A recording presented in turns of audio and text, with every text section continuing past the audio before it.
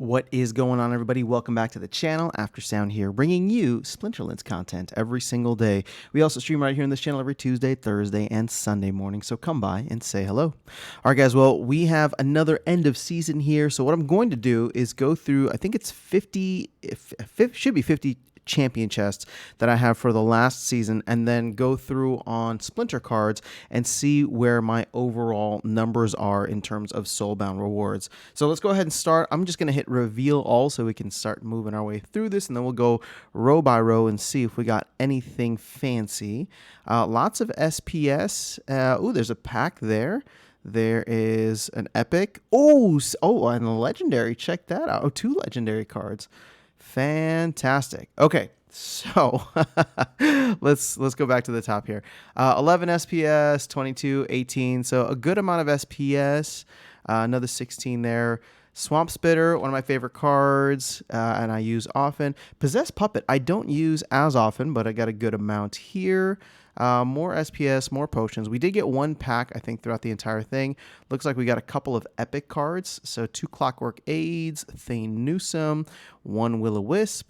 And then when it comes to legendaries, we've got 2 Musa Selines, as well as... Oh, check this out. Okay, so this is the summoner that I've been crying about for so long that I don't have or didn't have leveled up. I got 7 gold foils. I'm not sure how many I will need in terms, or where that will get me to in terms of overall level, but we can go ahead and check. And then Lob Lowland, another one that I really like, mainly to get Korra into the mix. Both Lob Lowland and Helios Matriarch are fantastic for that, especially at the lower levels. But merits 320. Another 192. Okay, so nothing too crazy from the merits. So decent. 1 pack, 2 legendaries, or the same legendary, but two BCX of it. So nothing too crazy, but 50 champ chests. I guess it's not bad. Let's go ahead and head over to Splinter cards, and I'll go ahead and refresh this right away. So you can see here that through 10 seasons now, 5 months, right? Because the first full month they were implemented at the end of January, but the first full month that we had was February. So 5 full months, 10 seasons, we are sitting at around 48% of the BCX that we need for common cards. And you can see all of those down here at the bottom, or sorry, not the bottom, but on the screen right now. Now, the thing is, I'm not worried about gold foil. I mean, if it happens, it happens. But honestly, at this point, unless I'm just not getting a bunch of a certain card, I think I may actually keep gold foils at single BCXs just in case they have some kind of value in the future that exceeds whatever their unlock cost is. Now, obviously, we may not see that for another 6 to 8 to 12 months, who knows how long, but at this point in time, I just want the cards to play with. I don't necessarily need the bonuses, and so if I have all the BCX that I need for regular foil, I'm just going to leave it at that. I've definitely combined some, especially early on. Sorry, I've definitely combined some gold foil early on, but at this point, I think I'm just going to slow down on that unless, unless I know that I can max the card out, and then I will use it all of the time. So as you can see here, the gold foil, we're still only at 19%, so it's going to take a good bit. But you can see for most, not all of them, but most of them, all of them are within, at least from a from a gold level standpoint, they're all within gold, right? Because common cards, it's levels 6 through 8, so 6, 7, and 8. For my rares, you can see we're only at 35%, so we're about a third of the way through. So going back to the commons real quick, if we think about it from a timeline perspective, in another 5 months, right? So 10 months of the Soulbound reward cards, I should be at about 90%, which means that by the time we get to the 1 year mark, I do believe my common cards, as long as I stay at this pace, my common cards should be completed and I should have enough BCX. Again, assuming RNG plays nicely and I get all the cards that I actually need and no extras. For rares though, now that, if I'm only 1/3 of the way through, that's about 15 months, right? And so we know that the team wanted to do this for a year to 2 years, so we'll see how that ends up playing out. The thing is, epics and legendaries, really, this is really tough. This is going to take more than 2 years if you think about it. I mean, for epics, for example, this isn't even at 20%, but if we were rounded up to 20%, that would mean 5 times, right? We need 5 more 5-month periods, and that's 25 months. That's over 2 years. Legendaries, even less than that. So, I'm not sure, well, here's going to be the interesting thing.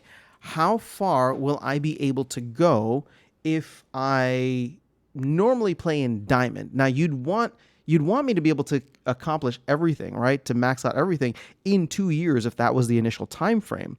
And maybe that will end up being the case if I'm playing in Diamond. But my opinion is that if you're playing in a certain league, you should be able to max out whatever league you're in within the time frame that they've given, right? 1 to 2 years. Now, I still think 2 years might end up being way too long, because at some point next year, I think we're going to get Rebellion and we'll want to get new cards. And if the cards are just going to be completely soulbound and, not completely soulbound, but if the cards are just going to be printed and we have too many of them, they're not really going to have much value on the secondary market. But, here's my bearish thought on it, and I'll close with this just for the video. What if we get to a point where these cards don't actually have much value outside of the value that they bring to your deck? Now, I know there is a proposal now for the unlocking of cards for land, but what if we get to a point where we're able to unlock these cards, but they're just printed into oblivion? That the whole point of them is that they help your deck and for people who need them, but they get overprinted from just an absolute standpoint for the current player base that we have, and ultimately just end up getting dumped on the market once again, similar to the old cards. Now, we'll have to watch and see where the BCX is, and I'll do a separate video where we kind of dive into how that's looking. But that's kind of my bearish take here. Now, people are going to come back and say, "Oh man, they're just continue to nerf the rewards, I will say at the end of the day, from a monetary standpoint, yes, absolutely, you're right. With the change to Soulbound, they definitely did that. And right now, I think a lot of us are going on hope that in the future these will have some kind of value. But even if they don't have monetary value, they still have in-game value. I use a lot of these cards when I play, and in a way, I know this might seem blasphemous, but I do think that maybe we need to go away from using cards as something of value that people can get. I just don't know the long-term sustainability on that. So, I'll think that through a little bit more and maybe make a video on it, because I've been looking at a lot of other projects and trying to see, okay, what are the rewards that they're giving out? How are they handling this?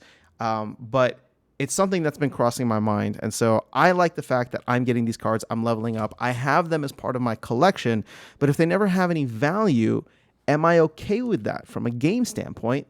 Yes. Am I okay with that from a financial standpoint? Well, it sucks if you compare it apples to apples between how things used to be during the bull run.